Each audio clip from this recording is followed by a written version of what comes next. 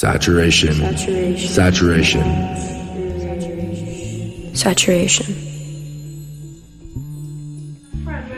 He told my freaking friend's secret, like, to the whole class and he was crying. I felt really bad. He was spreading rumors about it and stuff. I keep some things to myself because my enemies always listen. Keep you and God's relationship private. Keep you and God's relationship. I told her I'd found her birth certificate. It said colored. And she looked at me and she said, "You have to promise me you will never tell anyone until after I die." If I love you, I can't lie to you. Of course you can lie to me. Because what the hell do I care about the truth? I care if you're there. What Billie Holiday say, hush now, don't explain. All right, I accept that. Of course you'll lie to me. Because I don't even want to care. What does the truth matter? And why are you going to be truthful with me when you lie to everybody else? Secrets.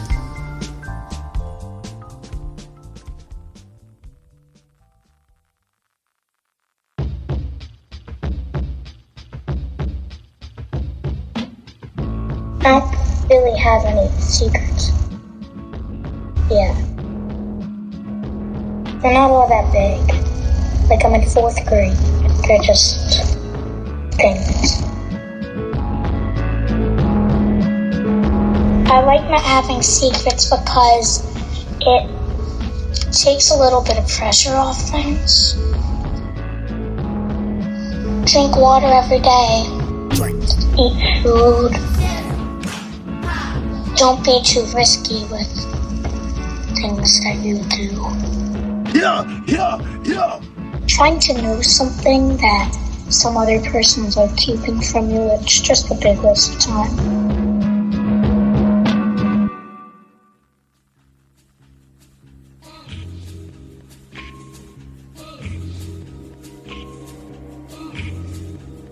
Holding a secret is running from fear, and at the end of the day, you're falling into it. Secrets, when it's to defend guilt, is a death. Yeah, I have one secret. No, actually, I have more than one secret. I only have like 3 of them. Oh my gosh, I have 4 secrets. That's crazy. There's certain secrets I can't let out because it will just ruin a lot of stuff. But as far as me, oh my God, at first I lied to myself a lot. What the lie is, I would believe it, and I would just confirm to myself and just let it just play over my mind and just really live it out. Anyone who lives in anything that is not confirmed by a factuality that is not proven is living in a schizophrenic position. You're basically an emotional or mental survival. And in each moment, thinking you're surviving, you're actually feeding a monster inside of you, or you can say that it's a cancer to your moral and freedom of movement and thinking.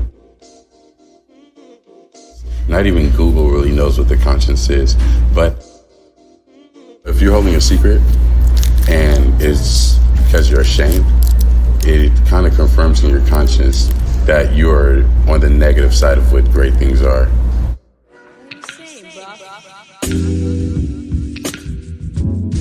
It separates you from what you probably think humanity is. It actually can change your perspective on all of humanity. Everyone's devils or everyone's angels, and you're separated from them. And it can make you judge people. It can make you ostracize yourself, separate yourself from people that would actually probably help you. Not that they have the right answers, it's just that your conscience needs to dwell with a lot more people. That's why it's called the conscious, C-O-N, with. It's all about the heart and the spirit. A secret is actually a position of your spirit. You know what I mean? Are you confined to darkness, or are you freed from the darkness? Because once you're freed from it, then it will spell out your tongue. I don't care if you want to say it in Greek or Spanish or whatever language. If you want to say it in writing, or you just want to display it in hugs, you're going to display it in the freedom of being outside of a secret. Like David and Goliath, right? That little stone took out that big giant because what was really behind the big giant was really a small thing. You know, that big giant was just a mask behind something so small that a lot of us are scared of in ourselves. My family never talks about sex. So when I was raped, I didn't talk about it either. When my grandmother invited a co-worker for dinner and was forced to make her no a yes, she told me it was her fault for welcoming him in. I always heard about Uncle Henry and my fast older cousins, Dutchie, Booby, and their daughters too. I never asked why we stopped going to their block parties or holiday dinners. My great-grandmother was an alcoholic until she fell into multiple sclerosis. My father told me her older sisters let her unconscious body be opened by multiple men.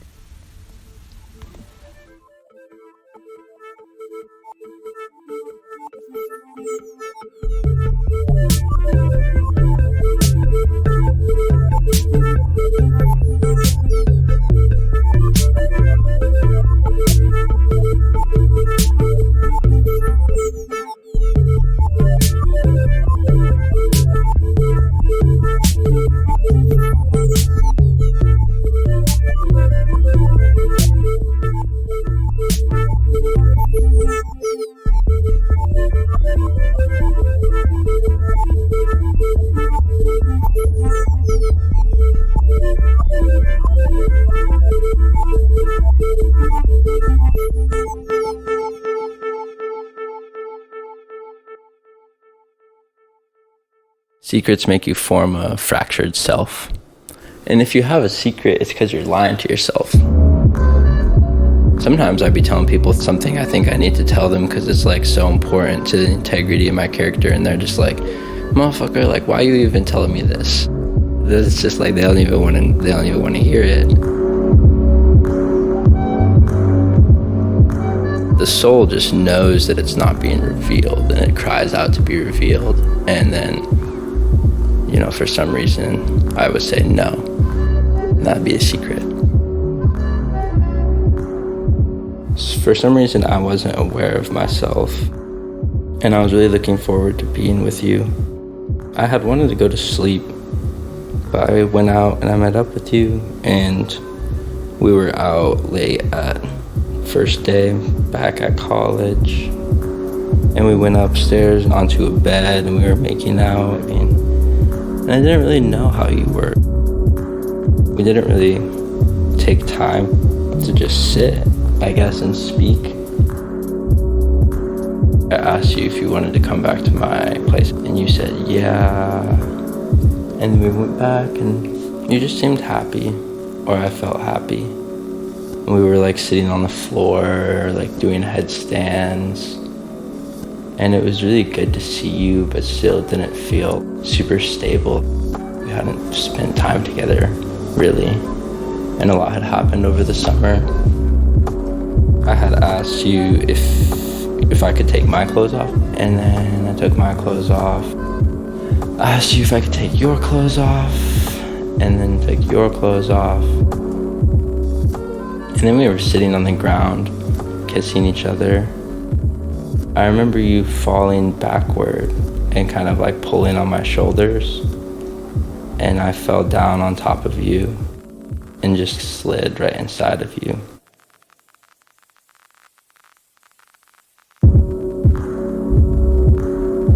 I heard the noise that you made, and I assumed that everything was okay. And I kept going and quickly came. You asked me to stop, and I stopped. You got up very quickly. You looked upset. Started getting your clothes on. You said that wasn't what you wanted. And I remember asking you if I could walk you home, and you said no. The next day, like trying to find you, being so confused, knowing something very bad had happened, but not having an understanding of it yet.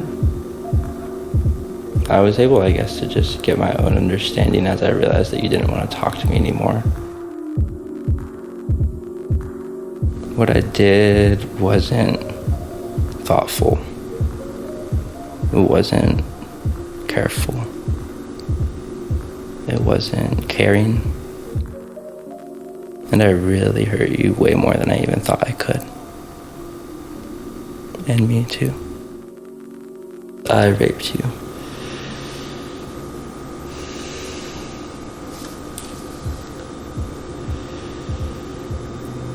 I'm sorry.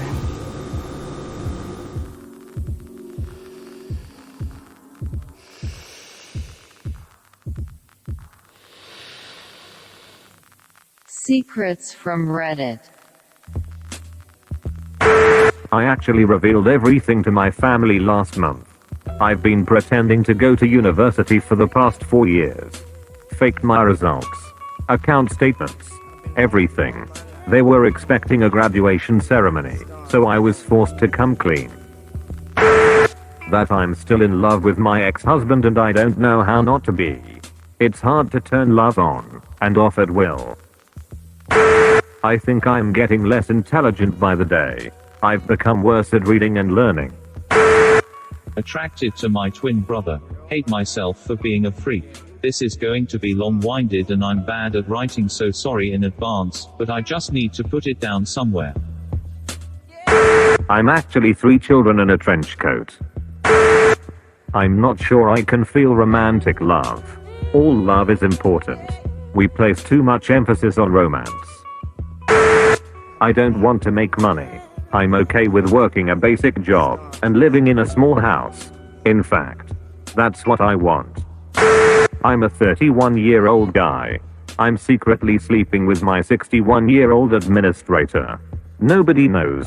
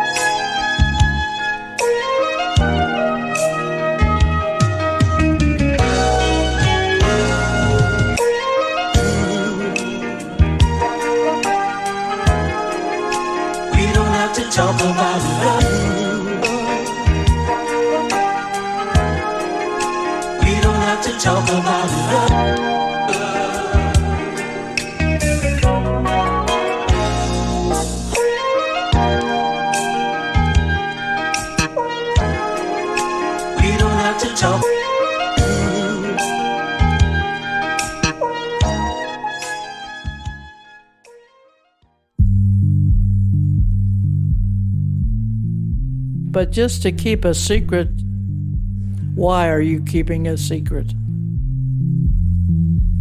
There are times when I think it's better not to say it. For different reasons. Maybe it's relationship. Maybe it's for the benefit of the other person. The secret to living a good life. Some words that come to my mind is positive thinking. Also, I think having a purpose in life, being generous. Positive thinking leads on to thinking of the best in other people and even thinking of the best of yourself. It's not inflated thinking, but thinking positively is healthy. Everything, as I remember growing up, was pretty much out in the open. One secret that was not intended to be a secret was that my teeth would come out. When I got to be 5, I would lose teeth. I remember so well. I was playing with my brother and we were eating apples. And suddenly, there was a tooth in my apple. I was so traumatized. I would have these recurring dreams that I would feel something in my mouth, and I would put my hand up and open my mouth, and all my teeth came out. As a result, I decided, never will I get my teeth all pulled and get dentures. Although my teeth are not pretty, I kept them because that dream frightened me. Now, there's nothing secret about that, but nobody told me what to expect. So is that a secret?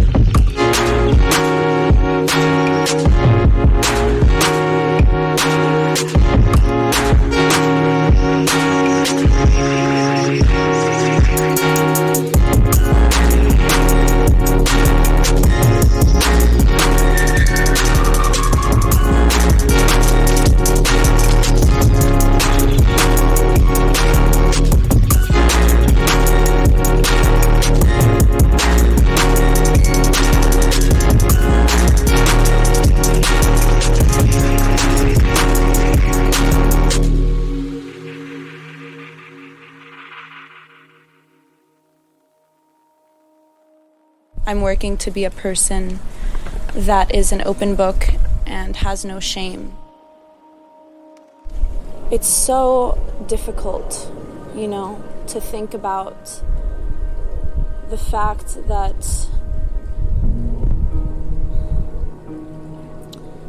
it's just difficult to think about. I think this is actually the first time I'm talking to another human about it. My uncle, I would call him Habib al-Qalb, the love of my heart. Every time I'd see him, I'd be like, Habib al-Qalb. And he would just love it. He just loved it so much. I remember sitting down with him and him telling me about how he's changed as a person so drastically since the war started. It changes you, and it takes away your friends, and it really takes a toll on you mentally. He was just telling me how tired he was. Tired of living in the state of discontent. One day, he was driving and he accidentally hit a little girl that was playing in the street. I think she was 9. Just a small girl, and he killed her.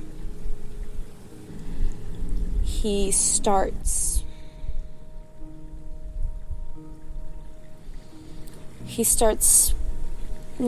as I would imagine it, convulsing in pain, jumping up and down in terror,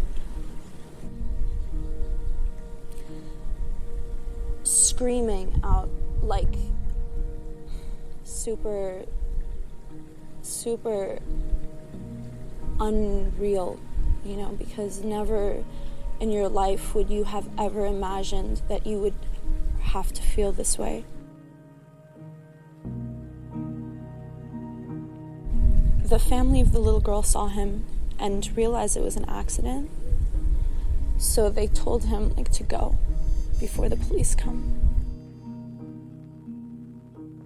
Now, this little girl is dead, and my uncle, who's struggling with so much, has to live with the fact that he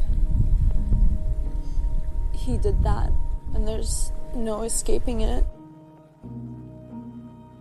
And on top of everything, you know, they of course voluntarily gave a huge amount of money. And you know, this is right after spending a ridiculous amount of money on one of their sons' weddings. And then the fact that they have to keep in hiding from the police.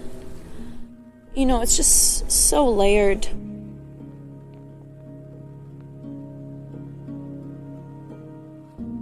So that has been my secret for a while.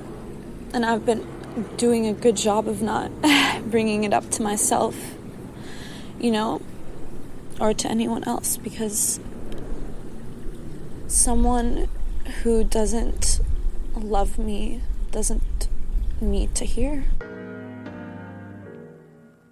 I don't know what it is. I learn secrets all the time from everybody I know, and they just tell me willingly. And I'm not sure if this is a thing that happens to everybody, or just me. We all hold one great secret from everyone else, and it's our entire understanding of the world. You know, if I keep a secret that I have a big gift waiting for my loved one at home, and I don't tell them, that's not a bad thing. The most private thing two people can share is true and unabashed love for each other.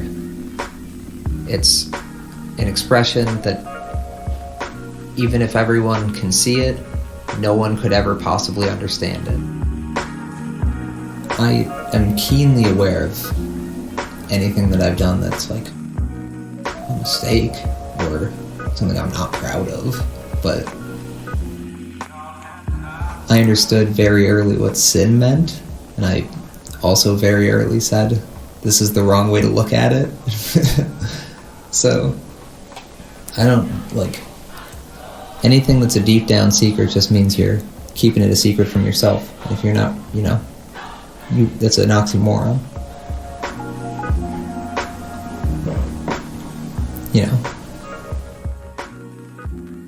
You can drink for 25 years because you hit a girl with your car in 1983, but at the end of the day, you still know that you did that.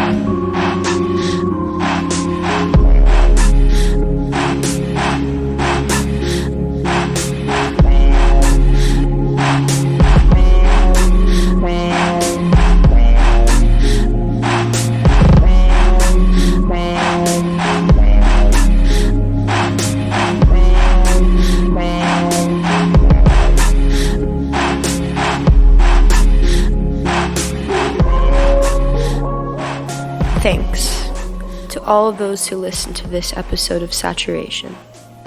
In order of appearance, thank you to Zach, Hezikiah, Anonymous, Rhoda, Anonymous, and Jack for interviewing. Special thanks to Hazel the Aura, Nelson Keys, DJ Apetight spelled Apetight,